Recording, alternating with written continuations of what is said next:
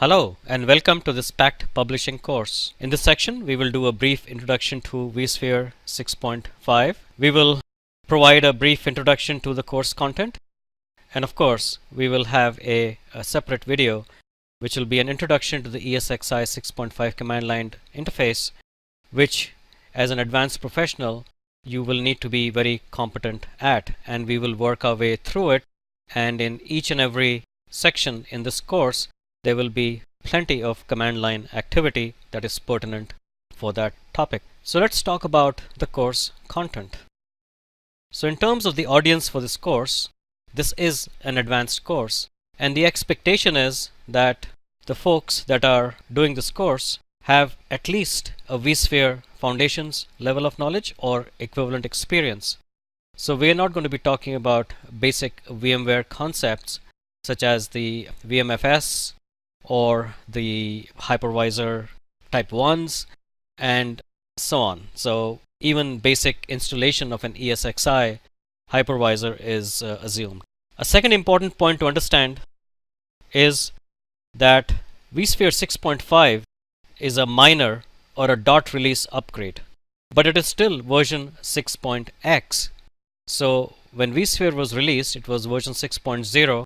There were some updates, came up to vSphere 6.0 update 2, and then vSphere 6.5 was released in late October of 2016. But it does not mean that vSphere 6.5 changes everything in vSphere 6.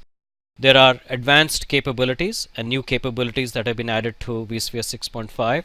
There have been some under the cover changes, especially in storage, that have been made. There is a new VMFS version 6 file system as an example, and there has been a lot of tuning that has been done as well. But it doesn't mean that if you're running a vSphere 6.5 environment that any knowledge of vSphere 6.0 is wasted. And the reason for it is very simple. After all, this is still vSphere version 6. So in this course, we will cover the vSphere 6.5 major changes that are specific only to vSphere 6.5. So we are going to cover upgrades from vSphere version 6.0 to vSphere 6.5. We will cover the advanced ways of doing that. We also covering the vCenter server appliance version 6.5 that has some excellent capabilities, including new ones that have been integrated into it, such as the update manager. We will cover that in great detail. Also, we will look at the vCenter server appliance version 6.5's capability being fault tolerant, or the right word actually is high availability, because now there's a way of which is integral to the vCenter server appliance where high availability for the environment is provided, which is very different from before. So again, there are extensive labs for this. I also include material that is common to vSphere 6.0 through vSphere 6.5, simply because, as I've said before, just because there is vSphere 6.5 doesn't mean that everything has changed or that anything that was valid for 6.0 is not valid. In fact, vSphere 6.5, being a minor or dot release upgrade, basically builds on the major changes that came in version 6 that were initially released in version 6.0. Now a word about the actual topics in this course. So this course is focused on practical data center requirements. What that means is this. Based on my experience in working in the data center, both on the networking side as well as on the virtualization side, as well as in managing data centers, I realized that there are certain aspects that are not really covered very well in the training that is normally provided. So for example, backup and recovery and restore of vSphere deployments is a very, very important subject. It is not very flashy, but it requires an attention to detail. And when things go bad, it is the only way to be able to come back online as fast as is humanly possible, only if one has paid attention to it ahead of time. So as an example, the section on backup and recovery of vSphere deployments is very extensive, and I've covered ground using labs that is very rarely covered, if ever. So because of this focus on practical data center requirements, this course is essentially lab-based. So 90% of this course content is lab-based. In fact, the most PowerPoints that you'll probably see in any given section is in this introductory video. So having said that 90+% of course content is lab based and that practical data center focused topics have been selected, I have, as I explained earlier, provided a detailed exploration of key data center operations topics, and we are going to use version 6.5 and the compatible version 6.0 content, because after all this is version 6.x, and although version 6.5 is covered, as we said before, version 6.5, while it adds on new capabilities, it doesn't mean that the previous capabilities are not there, and even that has to be covered, especially from a viewpoint of the practicality of using this material in a real live operational data center. In this video, we will cover briefly the features of vSphere 6.5. The idea is not to go into too much detail because things change very rapidly, and because of that, the best way of always being up to date and getting accurate information about vSphere is always to go to the VMware documentation. So we will cover these features, but we will cover them very, very briefly so that we can jump into the lab in the next video. In this video, we will take a look at the hypervisor ESXi 6.5 features, the new advanced features in vCenter 6.5, the storage features. Some of them are very interesting ones, such as virtual machine encryption, some neat networking features. SMP fault tolerance is not much changed from before, improvements in the vSphere update manager, and some vSphere support tools such as Log Insight and Operations Manager. Now, before we jump into each one of these topics, I just want to say that it is really important to get the most recent information about any one of these features. It's imperative that you go to the VMware support documentation. In this course, I am going to just give you a very brief overview. I'm not going to go into the details of many of these things. We're going to look at all of these in the lab, and we are going to make sure that we look at it from a practical perspective. Some of these improvements are under the covers. Some of these improvements are essential for corner cases or very infrequently used. For our course, the topics that I've selected in each and every one of these are the ones that are really important from a practical data center operations perspective. So the hypervisor ESXi 6.5, it's a type 1 hypervisor, as we know. Small footprint of 130 megabytes, has not changed from before. The number of virtual CPUs per host is 4096.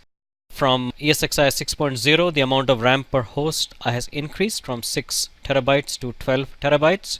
Everything else basically is the same, with the number of CPUs, virtual CPUs per core being 32, and the number of logical CPUs with hyperthreading being 320. I will not spend too much time on these. Configuration maximums are available in the documentation. Moving to vCenter 6.5, I think the biggest set of improvements in vSphere 6.5 have to do with vCenter 6.5.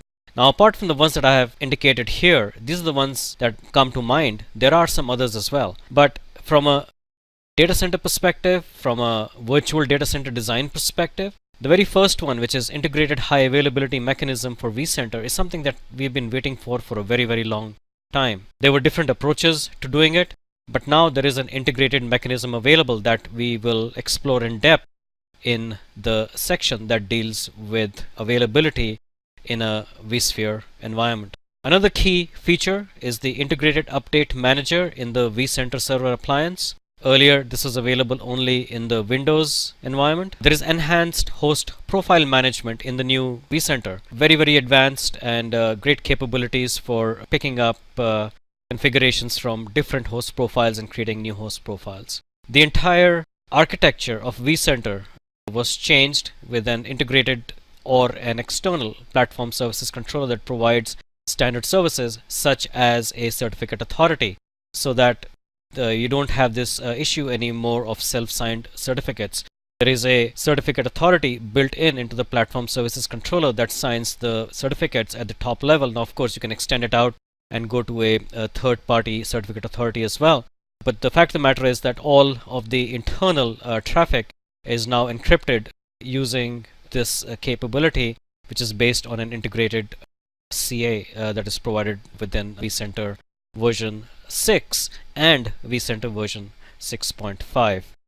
And later in the course, we go into great detail about this as well. There is a brand new version 6 installer, which includes the ability to migrate from a Windows vCenter if you have that running. It works very well. I have tried it out in labs.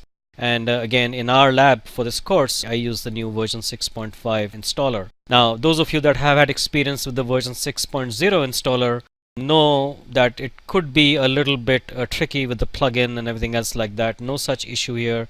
Very, very straightforward.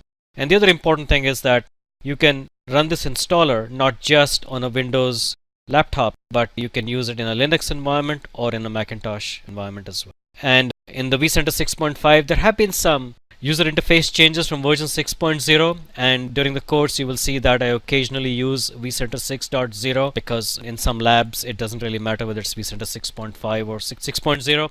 You may notice some minor interface changes, but again, this is an advanced course, so it's pretty easy to pick up exactly what's going on, so I'm sure there won't be any confusion because of that.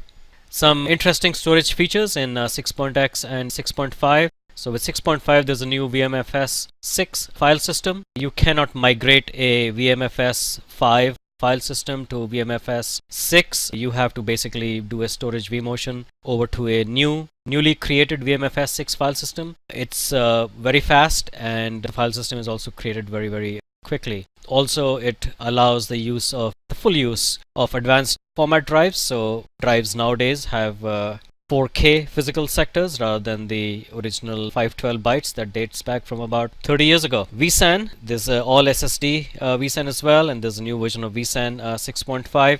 In this course, we won't be dealing with it too much because again, that's enough material for a completely separate course. Virtual volumes are another level of storage virtualization that basically abstracts away the underlying platform that supports your storage. Another great move. Works with third-party drivers basically, so you need to have some high-end storage to be able to use virtual volumes. But again, from a production perspective, it's something that you should definitely consider. Enough material in here again for a separate course, so we will just mention this and will not be taking this any further in this course. Let's talk about fiber channel FCOE, iSCSI and InfiniBand. These have all been supported for a very, very long time. FCOE is becoming quite popular now, but iSCSI is making a comeback as well, especially with the new SSD-based storage devices where iSCSI is readily available and it's very fast, very effective. And again, you don't have to have a separate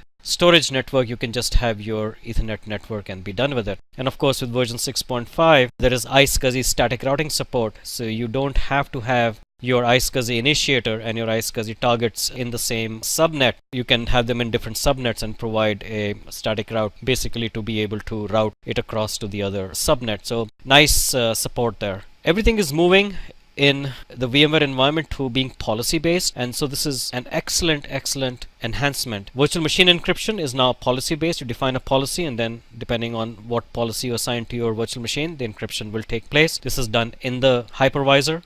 There is also encrypted vMotion, which uses basically keys and encryption mechanism, which are good for one-time vMotion only. So very, very secure over the transport network. Storage I/O control also now is policy-based. Very nice way to control storage I/O control, because now you can be very granular, very, very fine-grained with storage I/O control, and obviously much easier to manage from a policy-based process. NFS3 and NFS4 support, of course, has been there earlier with the earlier versions of vSphere version 6. I mentioned iSCSI static routing support already, and there have been some enhancements in the pluggable storage architecture, the native multi-pathing plugin, the SAT-P, the path selection plugin, and so on. So I know I'm moving very rapidly through this. The point here again is that each one of these is probably material for 1 or 2 hour course in themselves. So I would recommend that you look at the VMware documentation if you're looking at some of these things in detail. We will look at storage features, advanced storage in great detail as well. Networking features, of course, the vSphere distributed switch version 6 came out. With the vSphere 6, multiple link aggregation groups are now possible, and a new version of network I/O control version 3. We're going to do this in the lab later on as well. some details about enhanced multicast support, because the earlier virtual switch was not very smart about it. So now there's enhanced multicast support, very important because vSAN uses multicasting as well, and NSX in one mode of operation also uses multicast. So it's good to be able to have effective multicasting within the virtual switch. Network protocol profiles, very, very useful. Again, this is the policy-based mechanism. You can define profiles and then basically attach them, and then this way you get consistency. Very similar to the way it's done in Cisco Nexus. For example, you can assign port profiles. Marking and tagging is a feature that has been there from before, but is very, very important because it is important to make sure that the amount of priority you give to a packet within the virtual environment is actually carried across into the physical environment. And in the networking videos as well as in the optimizing replication video, I believe I deal with this in great depth. Very important. This is something from a data center perspective is often the cause of poor performance. And something absolutely wonderful as far as I'm concerned is dedicated gateways for VM kernel adapters. So no longer are you restricted to having single gateways for multiple services. You can have default gateways for different services and you just plug them into different VM kernel adapters. So much cleaner, especially with iSCSI being used so much and NFS as well. Having this capability is very, very useful. Moving very quickly on to SMP fault tolerance, the biggest aspect in version 6.5 was there was some enhanced DRS integration, but even in version 6.0, support for 4 CPUs, 64 gigabytes of RAM per FTVM. A new technology called fast checkpointing is used. New capability in version 6.5 is that multiple port groups can be assigned now for the FT traffic, similar to multi-NIC vMotion. Of course, remember this is bandwidth and it can only be used across multiple FT instances because you go through one adapter. Essentially, that's the bandwidth that you get for your traffic. VADP backups are supported, a very, very nice capability. We have a lot of information and labs for you in this course on VADP on the data protection appliance, uses VADP. And of course, even disk formats that are thin provisioned are now supported with SMP fault tolerance. Update Manager is now available in the vCenter server appliance 6.5. Of course, it's also based on Windows-based vCenter, and we have labs galore for this going forward. It automates patch and version management centrally as before. Of course, you can upgrade and patch ESXi hosts as before. And VM hardware, tools and appliances, nothing new here. And of course, there is an additional capability which is called the Update Manager Download Service that allows you to basically proxy the downloads so that multiple instances of Update Manager can access the downloads for the patches and everything else like that. A nice capability. But its integration into the vCenter Server Appliance 6.5 is tremendous, and we explore it in great depth in labs in this course. vSphere support tools, as the environment becomes sophisticated and there are more and more capabilities, the amount of information one needs to manage has risen exponentially. So having a policy-based data center and a policy-based environment such as VMware provides almost everywhere is tremendously useful. It's the only way to manage an environment, and especially when you automate it with capabilities such as vRealize automation or with vCloud Director, profile-based capabilities really save the day. So vRealize Operations Manager has new dashboards, vRealize Log Insight for vCenter, and of course there is enhanced audit quality logging now available in the vSphere 6.5 environment as well. So with this very brief walkthrough, the various features available in version 6.5 and a little bit of contrast with what was available in 6.0, I would again reiterate that it is very important for you to go to the VMware documentation and review the VMware documentation for details of these topics. In this course, we are very much focused on labs, so you will see all this in operation. And with that, in the next video, we will begin our introduction to ESXi command line interface. I look forward to seeing you there.